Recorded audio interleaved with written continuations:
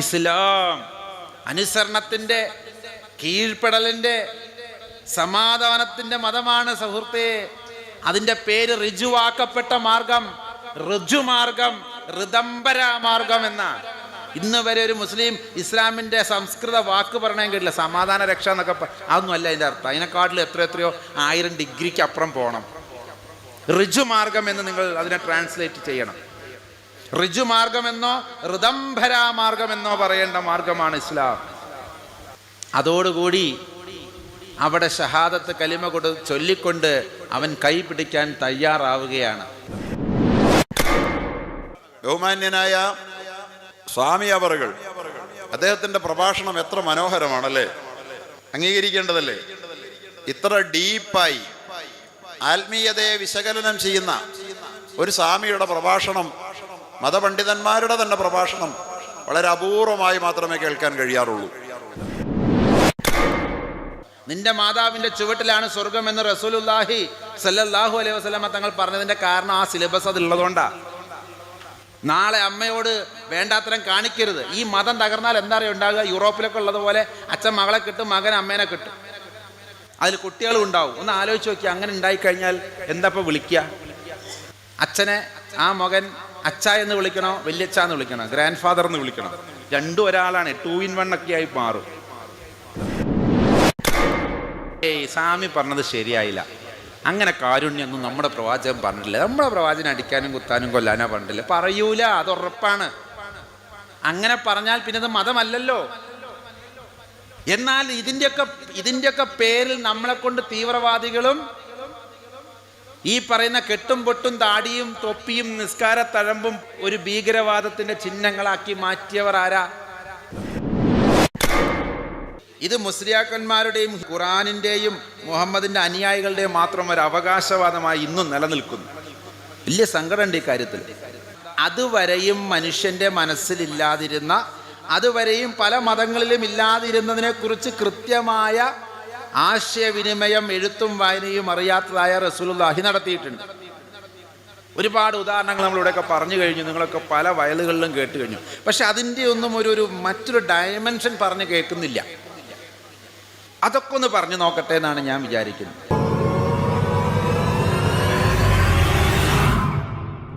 പതിവ് പരിപാടികളിൽ നിന്നും ഏറെ വ്യത്യസ്തമായി ഹിന്ദു മുസ്ലിം ക്രിസ്ത്യൻ പുരോഹിതന്മാരെയും പണ്ഡിതന്മാരെയും പങ്കെടുപ്പിച്ച് പൊന്നാട് മുസ്ലിം ജമാഅത്ത് സംഘടിപ്പിച്ച സെമിനാറിന്റെ 2ാം ഭാഗത്തിലേക്ക് ഏവർക്കും സ്വാഗതം. ഇതിന്റെ 1ാം ഭാഗമായി ഞങ്ങൾ യൂട്യൂബിൽ അപ്ലോഡ് ചെയ്തിരുന്നത് ഫാദർ ഡേവിസ് തിറമേലച്ചന്റെ കാരുണ്യത്തെക്കുറിച്ചുള്ള നർമ്മരസം തുളുമ്പുന്ന സംഭാഷണ ശകലങ്ങളായിരുന്നു. ഈ 2ാം ഭാഗത്തിൽ നമ്മോട് സംവദിക്കുന്നത് ബഹുമാന്യനായ സ്വാമി ആത്മദാസ് യമി ധർമ്മപക്ഷയാണ്. ബിസ്മില്ലാഹിർ റഹ്മാനിർ റഹീം. അൽഹംദുലില്ലാഹി റബ്ബിൽ ആലമീൻ. അർറഹ്മാനുർ റഹീം. മാലികി യൗമിദ്ദീൻ. ഇയ്യാക നഅ്ബുദു വ ഇയ്യാക നസ്തഈൻ. ഇഹ്ദിനസ് സിറാത്തൽ മുസ്തഖീം. സിറാത്തൽ ലദീന അൻഅംത അലൈഹിം ഗൈറിൽ മഗ്ദൂബി അലൈഹിം വലദ്ദാലീൻ. ആമീൻ. Our Father in heaven, hallowed be your name. Your kingdom come, your will be done on earth as it is in heaven. Give us this day our daily bread. Forgive our sins as we forgive those who sin against us. Do not bring us to the test, but deliver us from all evil. Amen.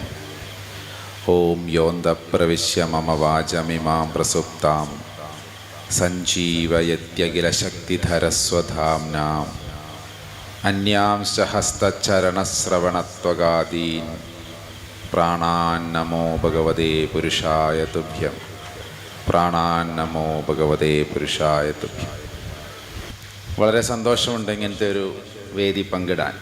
Alappuzha ജില്ലയിലെ പൊന്നാട് എന്നൊക്കെ പറഞ്ഞ സ്ഥലത്ത് നടത്തപ്പെടുന്ന ഈ ഒരു വേദിയിലേക്ക് എന്നെ വിളിച്ച ഈ സംഘാടകർക്കൊക്കെ ആദ്യം തന്നെ നന്ദി പറയുന്നു. അതിന് ആയുസ്സും ആരോഗ്യവും ഒക്കെ നൽകിയ ഈശ്വരനോടും എല്ലാ അർത്ഥത്തിലും നന്ദി പ്രകാശിപ്പിക്കുകയാണ്.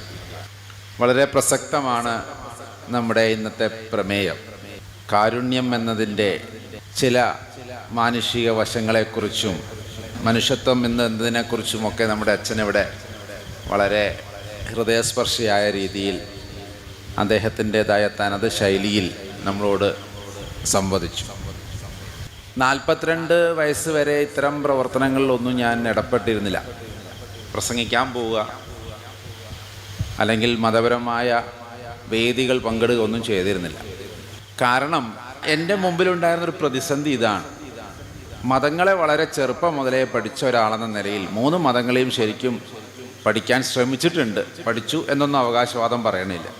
18-20 വയസ്സിൻ്റെ ഉള്ളിൽ ഒരു 35 പ്രാവശ്യം ഖുർആൻ ആദ്യം മുതൽ അവസാനം വരെ 114 അധ്യായങ്ങൾ ദിവസവും 30 വീതം 30 ആക്കി ഒരു മാസം കൊണ്ട്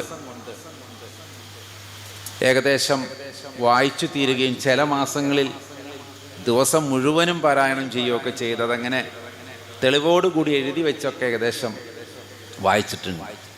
അതോടൊപ്പം തന്നെ ഉൽപ്പത്തി മുതൽ വെളിപാട് വരെയുള്ള കത്തോലിക്ക ബൈബിള് പ്രത്യേകം പറയാൻ കാരണം പ്രൊട്ടസ്റ്റൻസ് ഉപയോഗിക്കുന്ന ബൈബിളിൽ കുറച്ച് അധ്യായങ്ങൾ, കുറച്ച് പുസ്തകങ്ങൾ കുറവാണ്. ഇത് 72 പുസ്തകമുണ്ട്, അവിടെ 66 ഉള്ളൂ. അപ്പോൾ ആ രീതിയിൽ അതും വായിക്കാൻ ശ്രമിച്ചിട്ടുണ്ട്. പക്ഷെ ഇവിടെയൊക്കെ എൻ്റെ മനസ്സിലുണ്ടായ ഒരു പ്രതിസന്ധി, അല്ലെങ്കിൽ ഞാനിങ്ങനെ നോക്കുമ്പോൾ ഇതിൽ എഴുതിയതും പുറത്ത് ഇതിൻ്റെ ആൾക്കാർ കാണിച്ചു കൂട്ടണമൊക്കെ തമ്മിൽ വല്ലാത്ത വ്യത്യാസം. അപ്പം ഞാൻ കരുതി എവിടെയാണ് തെറ്റിയത്, ഈ വായിക്കുന്ന എനിക്കാണോ തെറ്റിയത്? അതേപോലെ തന്നെ ഓഫ് കോഴ്സ് രാമായണവും മറ്റു കാര്യങ്ങളും ഭഗവത്ഗീതയൊക്കെ വായിച്ചതിന് കണക്കൊന്നുമില്ല, അതുകൊണ്ടാണ് ഞാനൊരു കണക്ക് പറയാത്തത്. പക്ഷെ ആകെയുള്ളൊരു പ്രതിസന്ധി ഇതായിരുന്നു. എന്തുകൊണ്ടാണ് സർവമതങ്ങളിലും ദൈവം ആഗ്രഹിക്കുന്ന രീതിയിലുള്ള ദീനെന്ന് പറയുന്ന, ധർമ്മം എന്ന് പറയുന്ന, അല്ലെങ്കിൽ യേശു ഉദ്ദേശിച്ച ഒരു കൂട്ടായ്മയുണ്ട്, ഒരു ഫെലോഷിപ്പ് ഉണ്ട്. ഞാനും നിങ്ങളുമൊക്കെ ഒന്നാകുന്നു എന്ന് പറഞ്ഞ് ഈ ലോകത്തിനോട് പറഞ്ഞ് സംവദിച്ച ഒരു കൂട്ടായ്മ, അതാണ് സത്യത്തിൽ ചർച്ച എന്നതുകൊണ്ട് ഉദ്ദേശിക്കേണ്ടത്. അതിന് സഭ എന്ന മലയാളം വാക്ക് പറയുമ്പോൾ എത്രത്തോളം അത് ട്രാൻസ്ലേഷൻ ശരിയാകുമെന്നൊന്നും എനിക്ക് അറിഞ്ഞൂടാ. പക്ഷെ ഇന്നിപ്പോൾ അങ്ങനെ പറയാം. അദ്ദേഹം ഉദ്ദേശിച്ചത് അഗാപ്പെ എന്നൊക്കെ പറയുന്നതാണെന്നാണ് തോന്നുന്നത്. അഗാപ്പെ എന്ന ഗ്രീക്ക് വാക്കിൻ്റെ അർത്ഥം ഈ ഒരു സ്നേഹ കൂട്ടായ്മ എന്നുള്ളതാണ്. അപ്പം അത് തുടരാനാണ് ശിഷ്യന്മാരോടൊക്കെ പറഞ്ഞത്. പക്ഷെ ചുറ്റും നോക്കുമ്പോൾ ഇത് വല്ലാത്തൊരു കോൺട്രഡിക്ഷൻ ആയതുകൊണ്ട് ഇതിനൊരു ഉത്തരം കിട്ടണ വരെ ഇവരുമായിട്ടൊന്നും യാതൊരു സഹകരണത്തിനും പോകണ്ട എന്ന് തീരുമാനിച്ചു. കാരണം എനിക്കൊന്നില്ലെങ്കിൽ ഇതിൻ്റെ എന്താണ് ഇതുകൊണ്ട് ഉദ്ദേശിക്കപ്പെടുന്നത് എന്ന് ആരെങ്കിലുമൊക്കെ ഒന്ന് മനസ്സിലാക്കി തരാം. അതുകൊണ്ട് കുറച്ച് കാലത്തേക്ക് കുറച്ചും കൂടി മുതിർന്ന് ഈ പറഞ്ഞതിൻ്റെയൊക്കെ ഒരു നടുവയസ്സൊക്കെ എത്തിയപ്പോൾ, ഇപ്പം 44 വയസ്സായി, അതിൻ്റെയൊക്കെ ഒരു നടുവയസ്സിലൊക്കെ എത്തിയപ്പോൾ പതുക്കെ ഈ വക ഗവേഷണങ്ങളും ചിന്തകളൊക്കെ ഒന്ന് കുറച്ചു. മറ്റ് സമ്പ്രദായങ്ങളിൽ അല്ലെങ്കിൽ മറ്റിതൊന്നും ഇല്ല എന്ന് പറയുന്നവരുടെ കൂട്ടത്തിൽ കുറച്ചും കൂടിയൊക്കെ മാനുഷികതയുണ്ടോ എന്ന് അന്വേഷിച്ചു തുടങ്ങി. അങ്ങനെയൊക്കെയുള്ള നിഷ്പക്ഷമായ ചിന്തകളിലൂടെയും പ്രവർത്തനങ്ങളിലൂടെയുമാണ് ഇന്ന് ഈ ഒരു വേദി വരെ എത്തി നിൽക്കുന്നതിൻ്റെ പ്രയാണം തുടങ്ങിയത്. അതുകൊണ്ട് അതുമായി ബന്ധപ്പെട്ട് നടത്തിയ കുറച്ച് കാര്യങ്ങൾ ഈ കാലിക പ്രസക്തി വിഷയവുമായി ബന്ധപ്പെട്ട് വരുന്നത് കൊണ്ട് ഞാൻ ചിലപ്പോൾ സംവദിക്കും, ഞാൻ ചിലത് പറയാൻ ആഗ്രഹിക്കുന്നു. അതെന്താണെന്ന് വെച്ച് കഴിഞ്ഞാൽ, മതത്തിൻ്റെ ഒരു സിലബസ് എന്താണെന്നാണ് ഞാൻ ആദ്യം ഒന്ന് ഉരുത്തിരിയിക്കാൻ ശ്രമിച്ചത്. ഒരു മതം ആയിക്കഴിഞ്ഞാൽ ഒരു പുതിയ മതം തുടങ്ങണമെന്ന് വെക്കുക, അല്ലെങ്കിൽ പഴയ മതങ്ങളുടെ ഏത് രീതിയിലാണ് നമ്മളിതിനൊന്ന് വിഘടിക്കുക എന്നതൊന്ന്, അല്ലെങ്കിൽ അതിനൊരു സിലബസ് ഉണ്ടാവണമല്ലോ. ഇപ്പോൾ കെമിക്കൽ എഞ്ചിനീയറിംഗ് അനുവദിച്ചു എന്ന് പറഞ്ഞാൽ അവിടെ ബയോളജി പഠിപ്പിക്കാൻ പറ്റൂല. BSc സുവോളജി അനുവദിച്ചു എന്ന് പറഞ്ഞു കഴിഞ്ഞാൽ അവിടെ സ്റ്റാറ്റിസ്റ്റിക്സ് പഠിപ്പിക്കാൻ പറ്റൂല. അതിനൊരു സിലബസ് ഉണ്ട്. അപ്പം എന്താണ് സത്യത്തിൽ മതങ്ങളുടെ സിലബസ് എന്ന് ഒരു സാമൂഹ്യ ശാസ്ത്രജ്ഞൻ്റെ മനസ്സോടുകൂടി, സാമൂഹ്യ ശാസ്ത്രജ്ഞനായിട്ടൊന്നുമല്ല, സാമൂഹ്യ ശാസ്ത്രജ്ഞൻ്റെ മനസ്സോടുകൂടി ഒന്ന് ചിന്തിക്കാം എന്ന് വിചാരിച്ചു. ഇതിന് പിന്നാലെ വീണ്ടും രണ്ടാമതൊരിറക്കം ഇറങ്ങി. കാരണം മതം എവിടെയോ അപ്രസക്തമാക്കപ്പെടുന്നുണ്ട് എന്നത് തെളിവ് സഹിതം എനിക്ക് ലഭിച്ചു. ഏകദേശം ഒരു 150 വർഷങ്ങൾക്ക് മുമ്പേ ഒരു സ്ഥലത്ത്, യൂറോപ്പിലെ ഒരു സ്ഥലമാണെന്ന് വിചാരിച്ചോളൂ, ഒരു സ്ഥലത്തുള്ള അതിസമ്പന്നന്മാരും അതീവ ദിഷണാശാലികളും ബുദ്ധിയുള്ളവരും അന്നത്തെ വളരെ ലോകത്തെ ഭരിച്ചുകൊണ്ടിരിക്കുന്ന ഒരു സംഘടനയുടെ നേതൃത്വമാണെന്ന് വിചാരിച്ചോളൂ. ഇതൊന്നും തുറന്നു പറയാൻ പറ്റില്ല. ചിലപ്പോൾ ഒരു പരിധിയിലപ്പുറത്തേക്ക് ഒന്നും ചർച്ച ചെയ്യാൻ പറ്റാത്ത വിഷയങ്ങളാണ്. അവർ തീരുമാനിച്ചൊരു രാത്രി, എന്താ തീരുമാനിച്ചത്? ഒരു 100-150 വർഷത്തിൻ്റെ ഉള്ളിൽ മതം അപ്രസക്തമാകണം, മതങ്ങൾ അപ്രസക്തമായേ പറ്റൂ. കാരണം ഈ ഒരു സംഘടനയുടെ അല്ലെങ്കിൽ ഇങ്ങനെയുള്ള ആളുകളുടെ ഒരു പ്രത്യേകത എന്ന് പറഞ്ഞാൽ നാളത്തേക്കും മറ്റന്നാളത്തേക്കും മാത്രമല്ല അവർ ചിന്തിക്കുന്നത്. അവർ നൂറ്റാണ്ടുകൾക്കപ്പുറമുള്ള പദ്ധതികൾ ആസൂത്രണം ചെയ്യുകയും നടപ്പിലാക്കുകയും ചെയ്ത് വിജയിച്ചവരാണ്. അതിൽ യാതൊരു സംശയമില്ല. ഇതേ ആളുകൾ തന്നെയാണ് ഒന്നാം ലോക മഹായുദ്ധം ഉണ്ടാകുന്നതിൻ്റെ 100 വർഷങ്ങൾക്ക് മുമ്പേ ഒന്നാം ലോകമഹായുദ്ധത്തിൽ ആരൊക്കെ എവിടേക്ക് പങ്കെടുക്കണമെന്നും അതിൻ്റെ കാരണങ്ങൾ ഇങ്ങനെയൊക്കെ ആകണമെന്നും പ്രവചിച്ചു. അതുപോലെ നടപ്പിലാക്കിയവർ വിജയിച്ചു. രണ്ടാം ലോകമഹായുദ്ധം തുടങ്ങുന്നതിൻ്റെയും 100 വർഷങ്ങൾക്ക് മുമ്പ് അവരിതേപോലെ പദ്ധതി തയ്യാറാക്കി രണ്ടാം ലോകമഹായുദ്ധവും വിജയിപ്പിച്ചെടുത്തു. ഇനിയൊരു മൂന്നാം ലോകമഹായുദ്ധവും അവർ 100 വർഷങ്ങൾക്ക് മുമ്പേ പ്ലാൻ ചെയ്ത് വെച്ചിട്ടുണ്ട്. അതിപ്പോൾ ഏകദേശമൊക്കെ അടുത്ത കാലത്തൊക്കെ ആയിട്ട് ഇവിടെ ഉണ്ടാവും. ഇതിൻ്റെ മുമ്പേ ആയിക്കൊണ്ട് അല്ലെങ്കിൽ ഇതിനോടനുബന്ധിച്ച് മതങ്ങളുടെ പ്രസക്തി എത്രത്തോളം ഇല്ല എന്ന് തെളിയിക്കാൻ പറ്റുമോ അത് തെളിയിക്കണമെന്നതാണ് അവരുടെ അജണ്ട. അതിൽ തന്നെ ബർത്ത് ഓർഡർ അനുസരിച്ച്, ഉണ്ടായ ഓർഡർ അനുസരിച്ച് അവസാനമായി വന്ന സംഹിതയും പ്രവാചകനുമൊക്കെ ചരിത്രപരമായി നോക്കുകയാണെങ്കിൽ അതിന് ശേഷം വലിയൊരു മതം പിന്നീട് ഉണ്ടായിട്ടില്ല, ഇസ്ലാമാണ്. അതുകൊണ്ട് നറുക്ക് ആദ്യം വീണിരിക്കുന്നത് ഇസ്ലാമിനാണ്. അത് കഴിഞ്ഞാൽ ക്രിസ്തു മതം. അങ്ങനെ പോയി ഒരു 4-ാമത്തെ 5-ാമത്തെ ഒക്കെ മതം എന്ന നിലയിൽ, ലാസ്റ്റ് മതം എന്ന നിലയിൽ ഹിന്ദു മതത്തിന് നറുക്കുണ്ട്.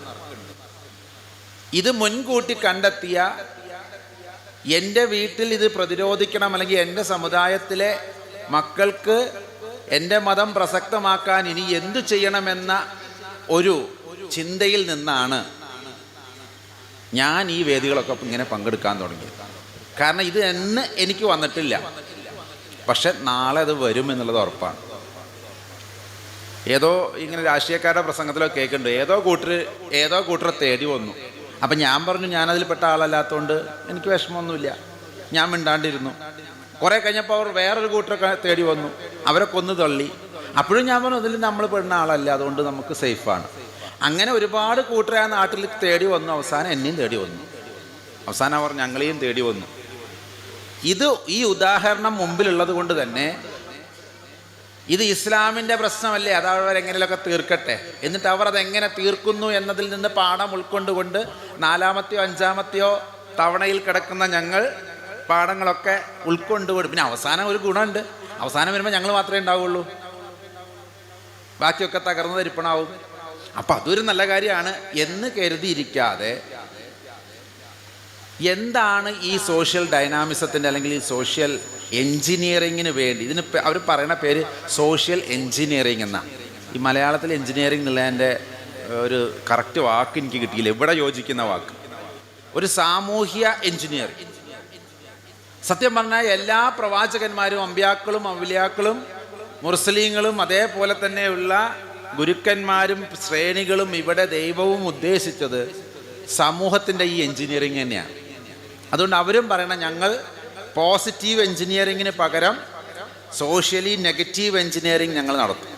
ഇതിനെക്കുറിച്ച് നമ്മളിപ്പോഴും അറിവ് കിട്ടിയിട്ടില്ല, വ്യക്തമായ തെളിവുകൾ അവർ നമുക്ക് തരുന്നില്ല. പക്ഷേ ഒന്ന് ആലോചിച്ച് നോക്കൂ. ഇപ്പോൾ ഒരു ഉദാഹരണം പറഞ്ഞാൽ നിങ്ങൾക്ക് പെട്ടെന്ന് മനസ്സിലാവും. ഇപ്പം എൻ്റെ മകൻ, എനിക്കൊരു മകനുണ്ടെന്ന് വിചാരിക്കുക. സന്യാസിമാർക്ക് സാധാരണ മക്കളൊന്നും ഉണ്ടാവാറില്ല, കല്യാണം കഴിക്കാത്തതുകൊണ്ട്. എന്നാലും ഞാൻ പറയാം, എനിക്കൊരു മകനുണ്ട് എന്ന് വിചാരിക്കുക. എൻ്റെ മകനൊരു സൂക്കേട് വന്നപ്പോൾ ഞാൻ ഒരു മരുന്ന് കണ്ടുപിടിച്ചു. അത് അവന് പുരട്ടി അല്ലെങ്കിൽ അവന് കൊടുത്തപ്പോൾ അവന് നല്ലോണം അത് മാറി. തൊട്ടടുത്ത് എൻ്റെ ശത്രുവിൻ്റെ വീടാണ്. ശത്രുക്കൾ സന്യാസിമാർക്കൊന്നും ഇല്ല കേട്ടോ, എന്നാലും ഞാൻ പറയാം, അങ്ങനെ ഉണ്ടെങ്കിൽ തന്നെ എൻ്റെ തൊട്ടടുത്ത വീട്ടിലെ ശത്രുവിൻ്റെ മകനും ഇതേ ലക്ഷണം ഉണ്ടെങ്കിൽ, ഒരല്പം മനുഷ്യത്വം തന്നെ ഉള്ളിലുണ്ടെങ്കിൽ ഞാൻ എന്ത് പറയും? എന്താ പറയുക? നമ്മളെ മോന് മാറിയടി, നീയെങ്കിലും കൊണ്ട് കൊടുക്കുക. മറ്റ് കച്ചറകളൊന്നും നമ്മൾ അഭിപ്രായ വ്യത്യാസങ്ങളൊന്നും നോക്കണ്ട. ഒരുപാട് അഭിപ്രായ വ്യത്യാസങ്ങളൊക്കെ ഉണ്ടാവും, പക്ഷേ ഒരു മാനവികതയുടെ മൂല്യം എന്താ, എന്തൊക്കെയോ ഒരു സാധനം. നമ്മുടെ മകൻ ഇപ്പോൾ ഓടി കളിക്കണ കണ്ടില്ലേ? അതേപോലെ തന്നെ ആ കുട്ടി ഓടിക്കളിക്കട്ടെ. എത്ര ദിവസമായി അത് വേദന തിന്നാൻ തുടങ്ങിയിട്ട്? ഒരാൾ ഒരു ചികിത്സയും ഫലിക്കുന്നില്ലല്ലോ. നമുക്കുള്ളതിൻ്റെ ബാക്കി എന്തെങ്കിലും ഉണ്ടെങ്കിൽ ഒന്ന് കൊണ്ടു കൊടുത്താൽ നമ്മുടെ മകനെക്കാട്ടിലും സിവിയറാണ് അവിടുത്തെ ലക്ഷണങ്ങൾ.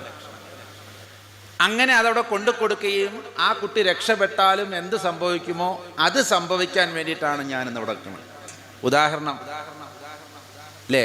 ചിന്തിക്കുന്നവർക്ക് ദൃഷ്ടാന്തമുണ്ട്. എന്താ ഞാൻ ചെയ്തുകൊണ്ടിരിക്കുന്നത്?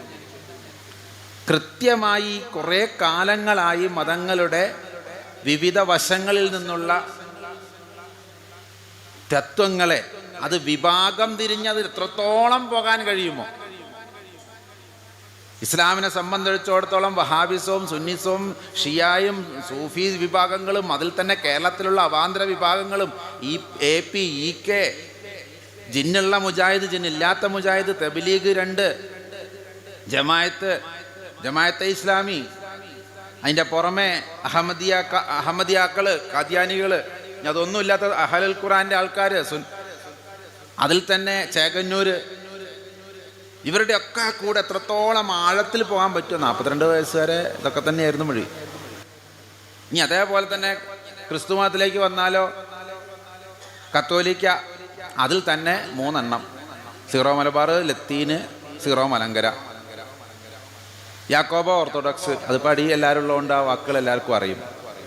മർത്തോമ, ഇവാഞ്ചലിക്കൽ, ബെന്തക്കോസ് മുതൽ അതിൽ church of God, assemblies of God, പൂർണ്ണ സുവിശേഷ സഭ, പൂർണ്ണമല്ലാത്ത സുവിശേഷ സഭ എന്ന് പറഞ്ഞ് കുറേ യഹോവ സാക്ഷികൾ, ഇവാഞ്ചലിക്കൽ എന്ന് വേണ്ട ഇവരുടെ ഒക്കെ സിദ്ധാന്തങ്ങൾ. ഹിന്ദു മതത്തിലേക്ക് വരികയാണെങ്കിലോ അതിലും ഉണ്ട് ഒരുപാടെണ്ണം. അത് പിന്നെ എന്തായാലും എനിക്കറിയും എന്നുള്ളത് നിങ്ങൾക്ക് അറിയാവുന്നതുകൊണ്ട് ഞാനത് പറയുന്നില്ല. ഇതിനൊരു പരിഹാരം ഉണ്ടാവണം എന്നാണ് ആഗ്രഹിക്കുന്നത്. അപ്പോൾ നമ്മൾ കണ്ടെത്തിയ ഇതിന് പരിഹാരമാകും ഇതേ സോഷ്യൽ എഞ്ചിനീയറിംഗ് ടൂള് വെച്ചുകൊണ്ട് നമുക്ക് തിരിച്ചൊന്ന് വെച്ച് കഴിഞ്ഞാൽ ഇവിടെ ലോക മഹായുദ്ധം ഒഴിവാക്കാം. മതങ്ങളെ തകർക്കുന്ന സ്വാഭാവിക പ്രക്രിയയിൽ നിന്ന് നമുക്ക് ഇത് മാറ്റിയെടുക്കാം. ഇനി എങ്ങനെയൊക്കെയാണ് ഇവരിത് സംവിധാനം ചെയ്തു വെച്ചിരിക്കുന്നതെന്ന് അറിയണ്ടേ?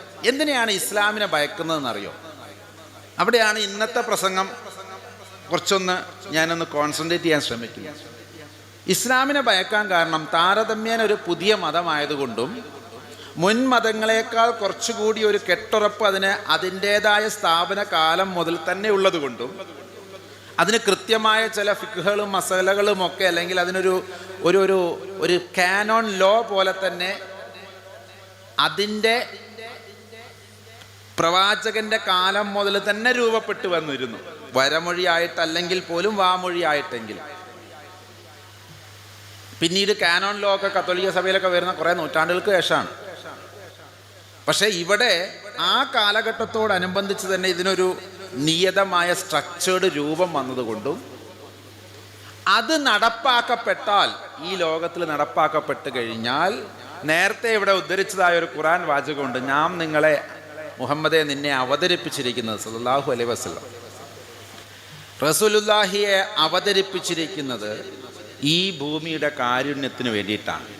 ഈ കാരുണ്യത്തിന് വേണ്ടിയിട്ടല്ലാതെ നിന്നെ ഞാൻ അവതരിപ്പിച്ചിട്ടില്ല.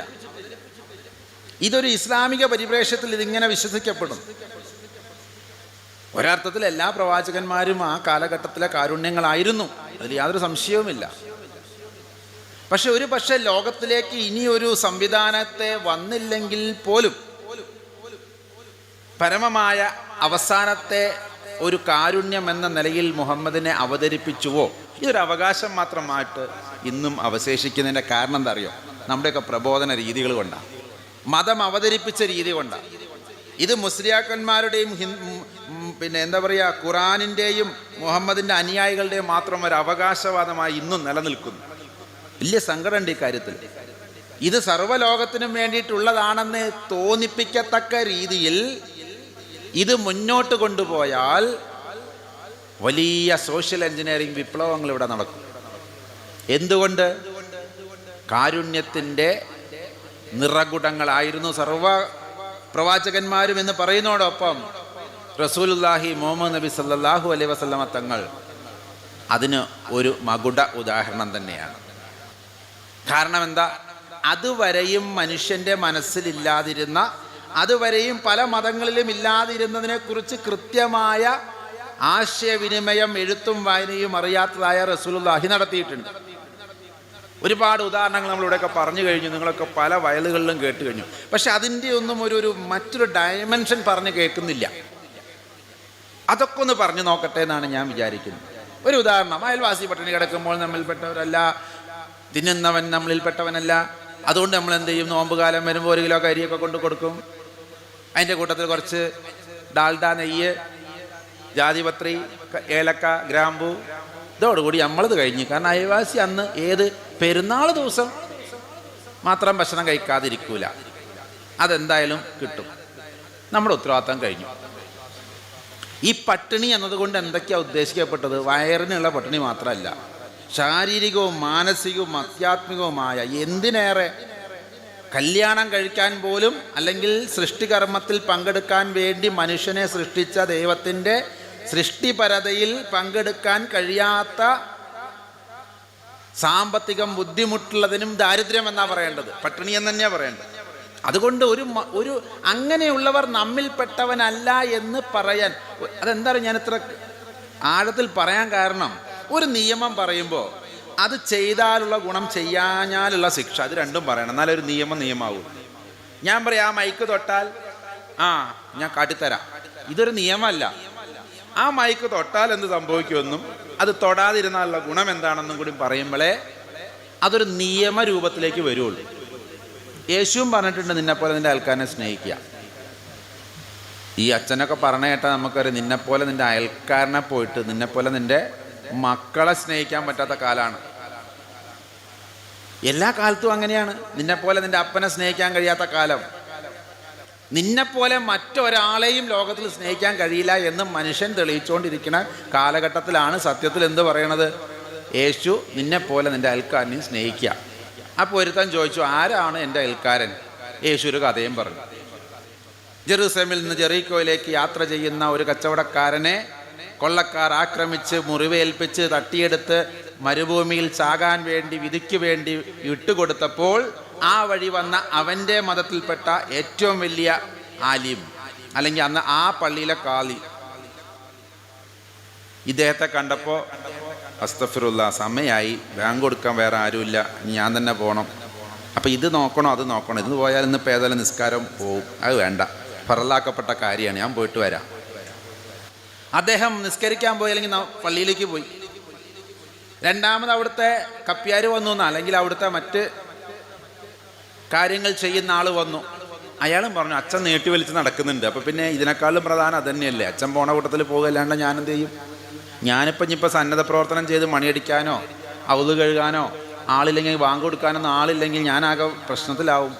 ആകെ ഉള്ളൊരു ജോലിയാണ്, അതും കളഞ്ഞിട്ടിപ്പോൾ വല്ലവനും കിടക്കണം കണ്ടിട്ട് കാര്യം നമ്മളെ കൂട്ടത്തിൽപ്പെട്ട ആളൊക്കെ തന്നെയാണ് കണ്ടിട്ട്. പക്ഷേ ചിലപ്പോൾ ഈ പൊക്കി നോക്കുകയും ചെയ്യും, ഉറപ്പ് വരുത്തും നമ്മളെ ആൾ തന്നെയാണ്. പക്ഷേ ഇപ്പം സമയമില്ല.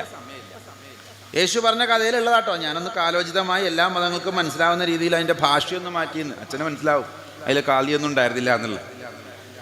പക്ഷേ പിന്നീട് വന്നവൻ ആ വർഗത്തിൽപ്പെടാത്ത ഒരാളാണ്. അവനൊരു ശമരിയാക്കാരനാണ്. ആ ശമരിയാക്കാരൻ ഇവൻ യഹൂദനാണ്. ഇവർ തൊടാൻ പോലും പാടില്ല, വെള്ളം കൊടുക്കാൻ പാടില്ല, തൊടാൻ പാടില്ല, ചത്താലും മിണ്ടൂല എന്ന് പറയുന്ന ടൈപ്പ് സാധനങ്ങളാണ്. അങ്ങനെ ഈ ശമരിയാക്കാരൻ ഇയാളിൽ അലിവ് തോന്നി എണ്ണയും മീറയും ഒക്കെ എന്തൊക്കെയോ ഫസ്റ്റ് എയ്ഡൊക്കെ ചെയ്തു. അതിനുശേഷം അടുത്ത സത്രത്തിൽ കൊണ്ട് ഏൽപ്പിച്ച് ശുശ്രൂഷിക്കാൻ വേണ്ടി 2 ദിനാറ് പൈസയും കൊടുത്തു. അന്നൊക്കെ 2 ദിനാറ് വലിയ പൈസയാണ്. എന്നിട്ട് പറഞ്ഞു, എനിക്ക് പോകേണ്ട സ്ഥലമൊക്കെ ഉണ്ട്, അതുകൊണ്ട് ഞാൻ പോയി വരുമ്പോൾ ബാക്കി എന്തെങ്കിലും വന്നാൽ ഞാൻ ഏറ്റെടുത്തോളാം, ബാക്കി ചിലവ് പോലും ഞാൻ തന്നോളാം, അപ്പം ബില്ല് ഞാൻ പേ ചെയ്തോളാം എന്ന് പറഞ്ഞു പോയി. എന്നിട്ട് യേശു ചോദിച്ചു, ഇതിലാരാണ് ഈ പറയുന്ന മുറിവേറ്റ യഹൂദൻ്റെ അയൽക്കാരൻ? സ്വന്തം സമുദായത്തിൽപ്പെട്ടവനോ സ്വന്തം സമുദായത്തിലെ നേതൃത്വത്തിലുള്ള പുരോഹിതനോ അതുമായി ബന്ധപ്പെട്ട് ജീവിക്കുന്ന ഉപജീവനം കഴിക്കുന്ന ആളുകളോ ആരാണ് എന്ന് ചോദിച്ചപ്പോൾ ആ ഉത്തരം, ആ കഥ കേട്ട ആർക്കും സംശയമില്ലായിരുന്നു. ഇവന് ഉദവി ചെയ്ത അല്ലെങ്കിൽ ആവശ്യത്തിലിരിക്കുന്ന മനുഷ്യനെ സഹായിക്കുമ്പോഴാണ് നാം പരസ്പരം അയൽവക്കക്കാരാകുന്നത്. യേശുവിൻ്റെ കാലത്ത് അത്രയും പറഞ്ഞാൽ ആളുകൾക്കത് മതിയായിരിക്കും. പക്ഷേ റസൂലുള്ളാഹിയുടെ കാലം വന്നതോടുകൂടി ഇതിനെ കൃത്യമായി ഒരു നിയമവ്യവസ്ഥയാക്കി, ഇത് ചെയ്താൽ എന്ത്, ഇത് ചെയ്തില്ലെങ്കിൽ എന്തെന്ന നിലയിൽ റസൂലുള്ളാഹിയുടെ അവതരിപ്പിച്ചു. എന്താ പറഞ്ഞത്? നിങ്ങൾ വയറ് നിറച്ചുണ്ടാൽ നിങ്ങൾ automatically excommunicated from the community. Automatic എക്സ്കമ്മ്യൂണിക്കേഷനാണ് എന്ന് പറഞ്ഞാൽ എന്താ? നിങ്ങളങ്ങനെ ചെയ്താൽ നിങ്ങളുടെ എന്താണോ എൻ്റെ കൂടെ നിന്നപ്പോൾ നിങ്ങൾക്ക് ലഭിക്കേണ്ടിയിരുന്നത് അത് നഷ്ടപ്പെടും. ഞാൻ എൻ്റെ കൂട്ടത്തിൽപ്പെട്ടവനല്ല എന്ന് ഞാൻ എന്താ അതിൻ്റെ അർത്ഥം? ഇപ്പം എൻ്റെ കൂടെ ഒരു മോൻ വന്നിട്ടുണ്ട്, എൻ്റെ വണ്ടി ഓടിച്ച ഒരു മോൻ വരിക, ഞാൻ അവിടുന്ന് ഇറങ്ങുമ്പോൾ അവൻ പറയാം ഇവൻ എൻ്റെ കൂട്ടത്തിൽപ്പെട്ടവനല്ല എന്ന്. അവൻ്റെ ഒരു അവസ്ഥകളൊന്ന് ആലോചിച്ച് നോക്കി. 10 കൊല്ലമായി ചെങ്ങ എൻ്റെ കൂടെ കൂടിയിട്ട്. ഈ 10 കൊല്ലമായിട്ട് അവൻ എൻ്റെ വീട്ടിൽ പോയത് വളരെ 10-15 ദിവസം പോലും പോയി നിന്നിട്ടുണ്ടാവില്ല. അങ്ങനെ എൻ്റെ കൂടെ അവൻ എൻ്റെ ആളാണെന്നും പറഞ്ഞ് നടക്കുന്നവനോട് ഞാൻ ഒറ്റ ദിവസം പറയാം നീ എൻ്റെ കൂട്ടത്തിൽപ്പെട്ടവനല്ല. ഈ ഷോക്ക് ഇത്രയും വലിയ ഒരു ഗൗരവമായ കാര്യമാണ്. ഇത്തരമൊരു കാരുണ്യത്തിൻ്റെ കാര്യത്തിൽ വേണ്ടി പ്രവാചകൻ പറഞ്ഞു വെച്ചതെന്ന് മതം മനസ്സിലാക്കിയാൽ ഇവിടെ വിപ്ലവങ്ങൾ നടക്കും. ഇവിടെയൊക്കെ കിഡ്നികളല്ല, ചിലപ്പോൾ 2 കിഡ്നിയൊക്കെ കൊടുക്കപ്പെട്ടിരിക്കും. ഇത് മനസ്സിലാവരുത്. അതുകൊണ്ട് ഇങ്ങനെയൊക്കെ ഇങ്ങനെ ഒരു ചടങ്ങിന് വേണ്ടി പലതൊക്കെ സംഘടിപ്പിക്കുക, ചടങ്ങിന് വേണ്ടി പള്ളിയിൽ പോവുക. വെള്ളിയാഴ്ച ദിവസം ഇപ്പം പുറത്തു കൂടെ കണ്ടു കഴിഞ്ഞാൽ എന്താടാ നീ പള്ളിയിൽ പോയില്ല എന്ന ചോദ്യം ഭയന്നിട്ട്, അല്ലെങ്കിൽ ഞായറാഴ്ച ദിവസം കടയുള്ള ദിവസമാണ്, വിശുദ്ധന്മാരുടെയും മറ്റു ദിവസങ്ങളിലും കട ഉണ്ട്, ആ കട ഉള്ള ദിവസം പള്ളിയിൽ പോകാണ്ട് നിൽക്കുമ്പോൾ എന്താടാ പോകാത്തത് എന്നുള്ള പേടി ചോദ്യത്തിൻ്റെ പേരിൽ പോവുക. ഇങ്ങനെയൊക്കെ ആക്കി മതത്തെ നിലനിർത്തി.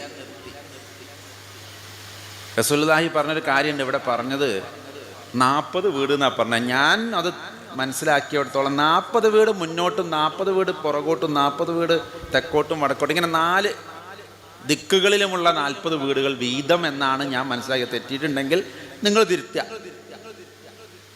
ഒന്ന് ആലോചിച്ച് നോക്കൂ, ഇത്രയും 160 വീടുകളുടെ ഭക്ഷ്യ സുരക്ഷ ഇന്നത്തെ ആധുനിക കാലഘട്ടത്തിൽ ഇന്ത്യയിൽ അധിവസിക്കുന്ന അല്ലെങ്കിൽ കേരളത്തിലുള്ള മുസ്ലിങ്ങൾ ഏറ്റെടുത്താൽ എന്താ അവിടെ സംഭവിക്കുക അറിയോ നിങ്ങൾക്ക്?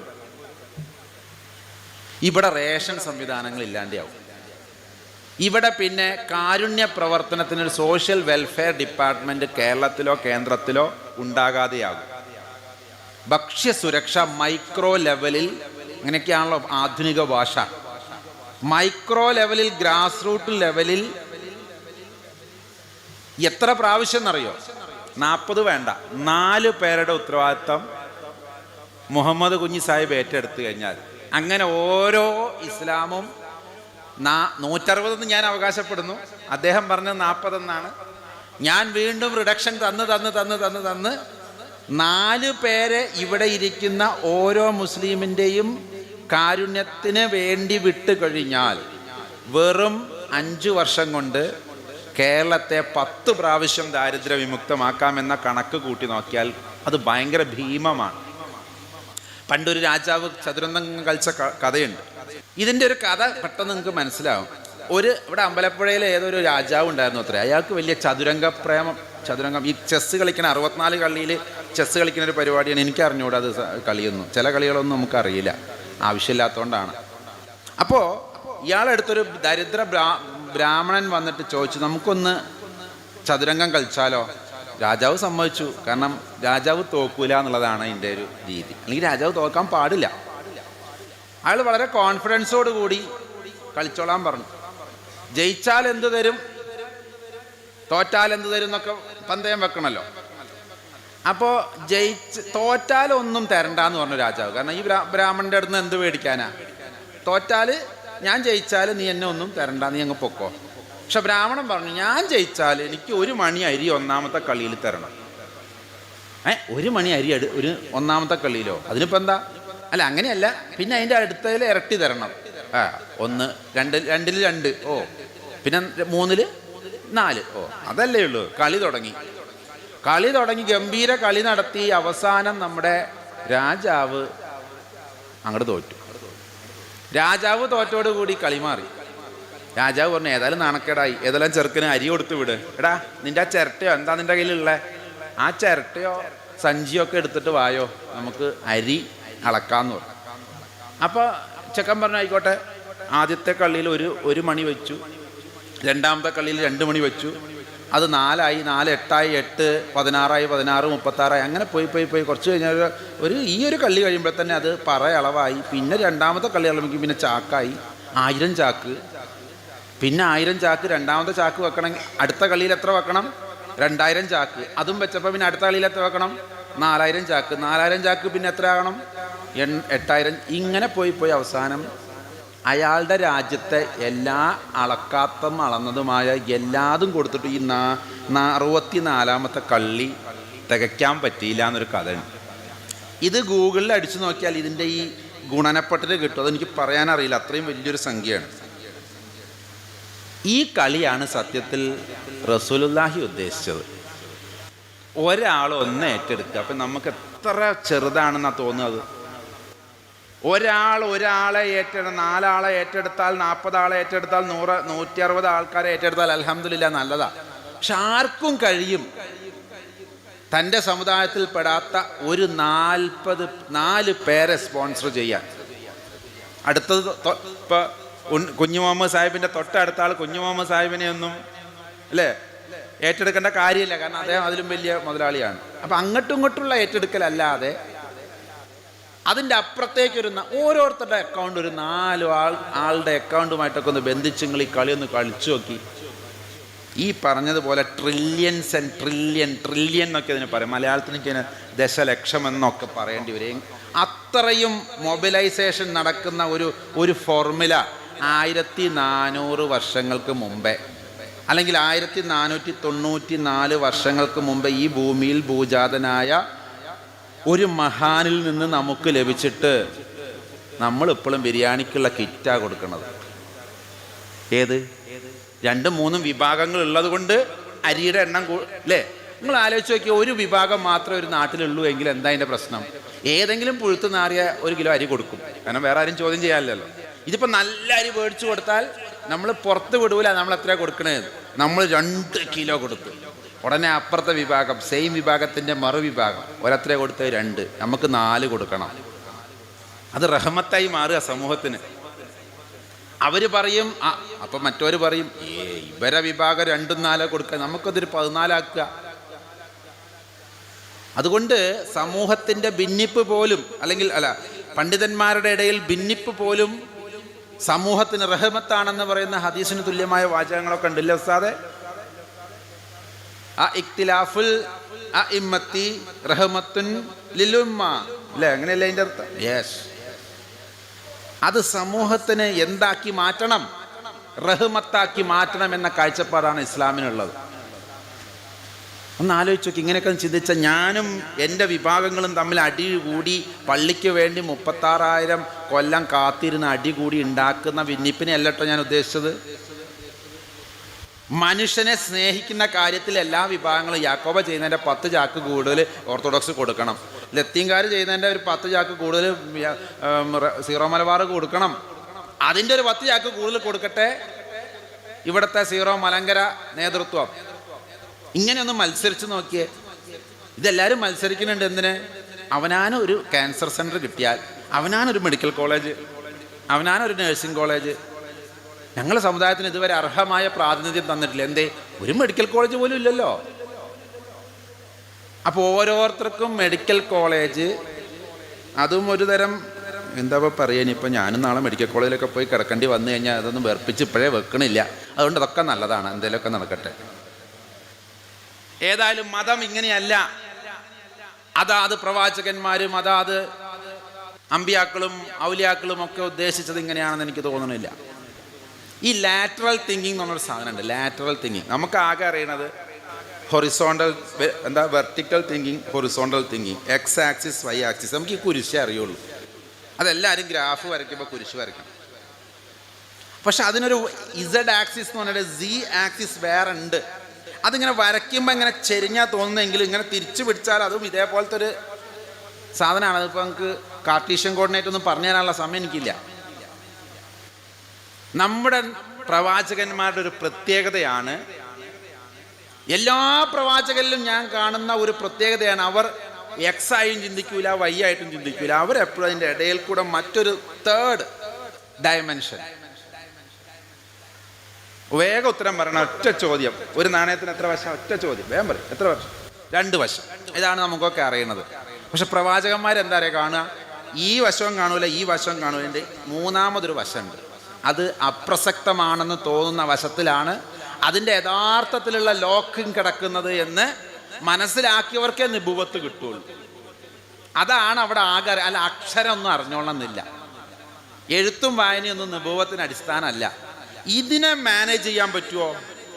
യേശുക്രിസ്തു അന്നത്തെ കാലത്ത് ഇതേപോലെ ഏത് സ്കൂളിലാണ് പഠിച്ചതെന്ന് വെച്ച് കഴിഞ്ഞാൽ, അപ്പനില്ലാത്തതിൻ്റെ പേരിൽ, അന്ന് ഒരുപാട് പേര് അങ്ങനെ അപ്പനില്ലാതെ അവിടെ ഉണ്ടാകുന്നതിൻ്റെ പേരിൽ കന്യകയെന്ന് ദൈവത്തിലുണ്ടായ മകനാണെന്നൊന്നും ആരും വിശ്വസിച്ചിട്ടില്ല.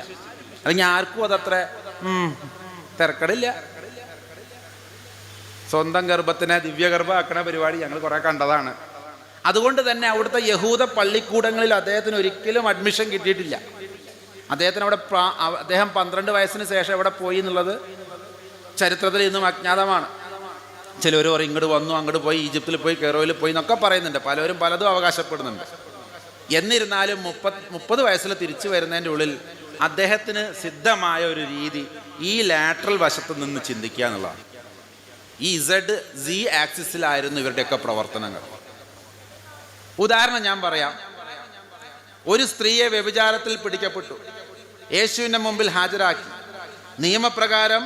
അന്നത്തെ നിയമപ്രകാരം വ്യഭിചാരത്തിൽ പിടിക്കപ്പെട്ട സ്ത്രീയെ കല്ലെറിഞ്ഞ് കൊല്ലണം.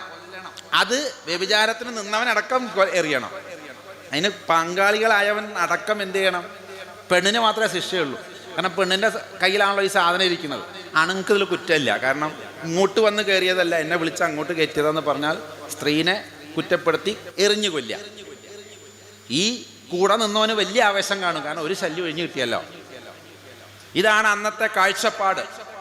ആ കാഴ്ചപ്പാടിൽ ഒരു സ്ത്രീനെ പിടിച്ചു കൊണ്ടുവന്നു. റബ്ബിയായ യേശു റബ്ബിയാണെന്ന് അവകാശപ്പെടുന്ന ആ അവകാശവാദത്തെ ചോദ്യം ചെയ്യാനും കൂടി ആളുകൾ വന്ന് ചോദിച്ചു, നമ്മുടെ നിയമപ്രകാരം വ്യഭിചാരത്തിൽപ്പെട്ട ഈ സ്ത്രീയെ കല്ലെറിഞ്ഞു കൊല്ലണം, ഞങ്ങൾ എന്തു ചെയ്യണം?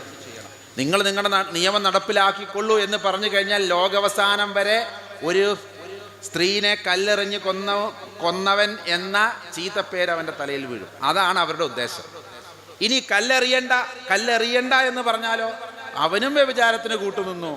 അല്ലെങ്കിൽ ഈ സമൂഹത്തിലെ തിന്മയ്ക്കെതിരെ ദൈവം കൊടുത്ത ദൈവിക വ്യവസ്ഥിതികൾക്ക് ഇവൻ എതിരാണെന്ന് പറയും. എങ്ങനെ നോക്കിയാലും എക്സ് ആക്സിസും വയ്യ, വൈ ആക്സിസും വയ്യ. നേരത്തെ പറഞ്ഞതുപോലെ യേശു അവിടെ മൂന്നാമത്തെ ആ ഒരു ലെവലിൽ നിന്നുകൊണ്ടൊരു ഉത്തരം പറഞ്ഞു. ആ ഉത്തരം ഇന്നും നമ്മളെയൊക്കെ കിടക്കുന്ന ഉത്തരമാണ്. എന്താ പറഞ്ഞത്? കൊല്ലണ്ടെന്നും പറഞ്ഞില്ല, കൊല്ലണമെന്നും പറഞ്ഞില്ല. നിങ്ങളിൽ പാപം ചെയ്യാത്തവൻ ആദ്യം ശിക്ഷ നടപ്പാക്കട്ടെ, കല്ലെറിയട്ടെ. ഇത് വല്ലാത്തൊരു ഈ എക്സ് ആക്സിസിന്റെ പവറാണ് ഞാൻ ഈ പറയുന്നത്. ഈ നമ്മൾ കാണുന്ന മതത്തിൻ്റെ ഈ ഭാഗവും അല്ല പലപ്പോഴും മതത്തിനെ ഇനി മുന്നോട്ട് കൊണ്ടുപോകാൻ ഞാൻ അവതരിപ്പിക്കുന്നു. ഈ കാണുന്ന ചെറിയ ആ ലെവലിലുള്ള കുറച്ച് ഉത്തരങ്ങളുണ്ട്.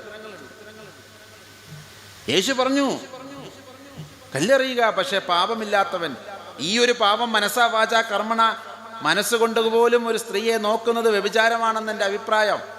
അങ്ങനെയുള്ള ഒരാൾ കല്ലെറിഞ്ഞുകൊള്ളട്ടെ. കൈകളിൽ നിന്ന് കല്ലുകൾ ഉതിർന്നു വീണു എന്നാണ് അവിടെ പറയുന്നത്. ഈ ഉത്തരം ഇന്നും നമുക്ക് നേരെ നീട്ടിപ്പിടിച്ചിരിക്കുന്നൊരു മറ്റൊരാളെ വിധിക്കുന്നതിന് മുമ്പേ നിന്റെ കണ്ണിലെ കോലെടുക്കുക, അവൻ്റെ കണ്ണിലെ കരടെടുക്കുന്നതിന് മുമ്പേ എന്ന് പറഞ്ഞൊരു ലാറ്ററൽ തിങ്കിങ്. ഇതെന്തിനാ ഞാൻ പറയണേന്നറിയോ? എല്ലാ മതത്തിലും ഇങ്ങനെയുള്ള സംഗതികളുണ്ട് എന്ന് തെളിയിക്കാൻ വേണ്ടിയിട്ടാണ്. റസൂലുള്ളാഹി അയൽവാസിയുടെ പട്ടിണി തീർക്കാൻ ആഗ്രഹിച്ചപ്പോൾ, അങ്ങനെ ഒരു നിയമം നമുക്ക് നൽകിയപ്പോൾ, ഈ പറയുന്ന പോലെ എന്തെങ്കിലും 10 കിലോ അരിമ തീർക്കുന്ന ഒരു പ്രസ്ഥാനമാക്കിയിട്ടല്ല അത് ഉദ്ദേശിച്ചത്. അതേപോലെ തന്നെ ഒരു യഹൂദന്റെ മയ്യത്ത് കൊണ്ടുപോകുമ്പോൾ എഴുന്നേറ്റ് നിന്ന് ആദരിച്ചപ്പോൾ അതുവരെയും ഒരു മതത്തിലും അന്യമതത്തിൽപ്പെട്ട ഒരുത്തൻ്റെ മയ്യത്തിനോട് ആദരവ് കാണിച്ചോളെന്ന് ഒരാളും പറഞ്ഞിട്ടുമില്ല, നടപ്പിലാക്കിയിട്ടുമില്ല. സഹാബത്ത് തിരുത്തി, അതൊരു വിശ്വാസിയുടേതല്ല, അതൊരു യഹൂദൻ്റേതാണ്. മാത്രമല്ല ആ യഹൂദൻ നമുക്ക് വേണ്ടി ഏറ്റവും കൂടുതൽ തിന്മ പ്രവർത്തിച്ചവനും കൂടിയാണ്. അപ്പോൾ റസൂലുള്ളാഹി അവിടെ പറഞ്ഞൊരു വാചകമുണ്ട്. അദ്ദേഹം പറഞ്ഞു, മനുഷ്യൻ്റേതാണ്, മനുഷ്യൻ്റെ ജനാസയാണ്. ആ മനുഷ്യത്വം അവസാനമായി എനിക്ക് അയാൾക്ക് അർപ്പിക്കാൻ, എനിക്ക് പ്രകടിപ്പിക്കാൻ കഴിയുന്ന ലാസ്റ്റ് മൂമെൻറ്റിലും എൻ്റെ ശത്രുവാണെങ്കിൽ പോലും ഞാനത് ചെയ്തിരിക്കും. ഇത് നിങ്ങൾക്ക് പാഠമാണ്, മാതൃകയാണ്. ഇതിന്ന് ആർക്ക് മാതൃകയാണെന്നറിയോ? പോലീസിന് മാതൃകയായി. അലക്സാണ്ടർ ജേക്കബ് ഒക്കെ പറയാറുണ്ടെന്ന് പറഞ്ഞു കേട്ടിട്ടുണ്ട്. പോലീസുകാർ ആരെ കണ്ട് മരിച്ചു കിടക്കണം കണ്ടു കഴിഞ്ഞാലും, വെടിവെക്കാൻ വന്നവൻ ചത്ത് കിടക്കണം കണ്ടു കഴിഞ്ഞാൽ തൊപ്പി ഊരി ഒന്ന് ആദരിക്കും. അത് കേരള പോലീസിലും അങ്ങനെ ഒരു സമ്പ്രദായം വന്നത് 1494 വർഷങ്ങൾക്ക് മുമ്പ് ഈ ഭൂമിയിൽ കാരുണ്യമായി അവതരിച്ച, ഇവിടെ പ്രബോധനം നടത്തിയ മുഹമ്മദ് നബി സല്ലല്ലാഹു അലൈഹി വസല്ലമ തങ്ങളിൽ നിന്നാണ്. അഭിമാനമുണ്ടാകണം. അപ്പോഴാണ് സർവ്വലോകത്തിനും അനുഗ്രഹമാകുന്നത്. അല്ലാതെ ഒരു അവകാശവാദം പറഞ്ഞിട്ട് എന്താ കാര്യം? അവകാശം ആർക്കും പറഞ്ഞൂടെ? ഞാൻ നാളെ പുതിയ അവകാശവാദങ്ങളായിട്ട് എനിക്ക് വരാം. കുറേ പേരത് ഏറ്റെടുക്കാനുണ്ടാവും. ആ രീതിയിലൊക്കെ സൂക്ഷ്മതയുള്ള മതത്തിൻ്റെ അനുയായികളാകുമ്പോഴാണ് നേരത്തെ പറഞ്ഞ മതം അപ്രസക്തമാക്കാൻ വേണ്ടി 150 അല്ല 1500 കൊല്ലം മുമ്പേ കച്ച കെട്ടി ഇറങ്ങിയാലും ഒരു ചുക്കും ഇവിടെ സംഭവിക്കൂല. കാരണം ഇത് നിലനിർത്താൻ അള്ളാഹുവിന് ബാധ്യതയുണ്ട്. ദൈവത്തിൻ്റെ മതം നിലനിർത്താൻ നല്ലോണം അറിയാം. പക്ഷെ ഒരു കാര്യമുണ്ട്, ഇതിനൊക്കെ ഗ്ലാനി സംഭവിക്കും, അല്ലെങ്കിൽ ഇതിനൊക്കെ മങ്ങൽ സംഭവിക്കും എന്നുള്ളത് എല്ലാ മതത്തിലും പറയുന്നുണ്ട്. അതുകൊണ്ടാണല്ലോ ഇടയ്ക്കിടയ്ക്ക് ആളുകളെ ഓർമ്മപ്പെടുത്തലുകാരെ ദൈവം ഇങ്ങനെ വിടുന്നത്. എന്നാൽ മലക്കുകളെ ഇത് ഏൽപ്പിച്ചിരുന്നു എങ്കിൽ ഇതിൻ്റെ ആവശ്യമുണ്ടായിരുന്നില്ല. അവർ 50 നേരം എന്നല്ല 50,000 നേരം വേണമെങ്കിൽ സുജൂദ് ചെയ്യാൻ അവർ തയ്യാറാണ്.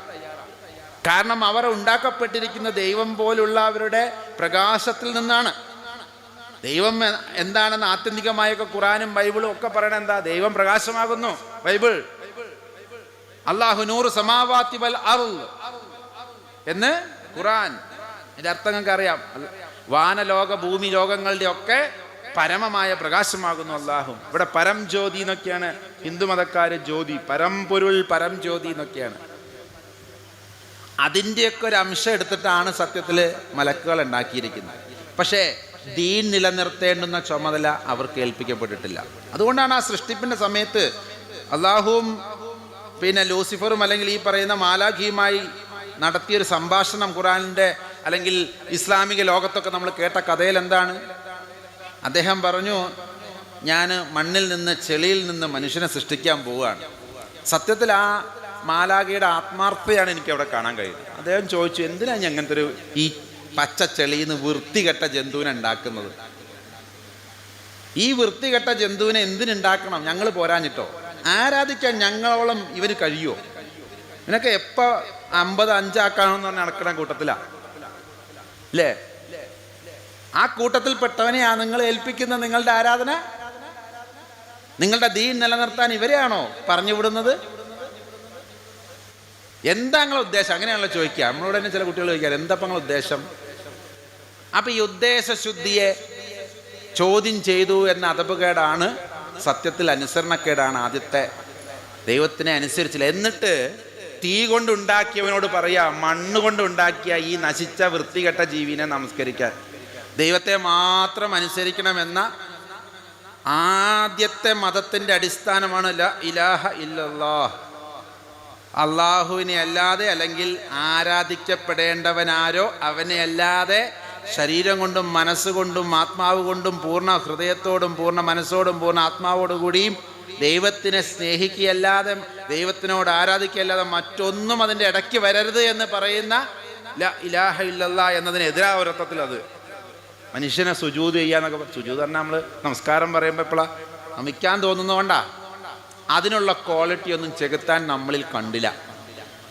അതുകൊണ്ട് അവിടെ ഒരു മറുതലിപ്പുണ്ടായി. എന്നിട്ട് നമ്മളെ പറഞ്ഞു വിട്ടിരിക്കുമ്പോൾ ഈ പറയുന്ന ഖുറാൻ നമ്മളോട് പറയാണ്, ഖുറാനുൽ ഷരീഫ്, ഫുർഖാനുൽ അലീം നമ്മളോട് പറയാണ്, ആ ദാലിക്കൽ കിതാബ് നമ്മളോട് പറയാണ്, ആദത്തെ നാം സൃഷ്ടിച്ചത് എൻ്റെ ഖലീഫയായിട്ടാണ്, എൻ്റെ പ്രതിനിധിയായിട്ടാണ്.